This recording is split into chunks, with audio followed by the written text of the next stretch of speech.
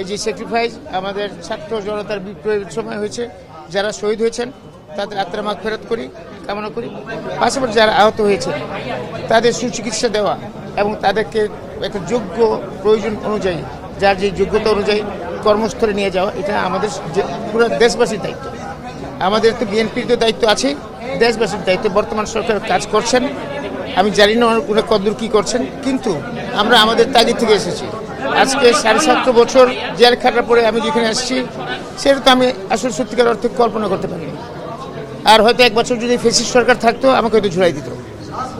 এটা ধারণা অনেকেই করেন, সেটা আল্লাহ মালিক, আল্লাহ ভালো জানেন। কিন্তু আমি তো একটা মুক্ত অবস্থায় আসছি, সেই জন্য আমি মনে করি আমার একটা দায়িত্ব আছে, আমার দলের দায়িত্ব। আমার দলও আমার সাথে কথা হয়েছে, আমার নেতার সাথে কথা হয়েছে, ওনার আন্তরিকতার কোনো কমতি নাই। আপনারা দেখবেন, একটু ধৈর্য ধরতে হবে আমাদের সকলকে। আশা করি ইনশাল্লাহ তারা এদের জন্য আমাদের যারা ছোট ভাই বোনরা যারা আহত হয়েছেন, সকলের প্রতি আমাদের অনেক দায়িত্ব আছে।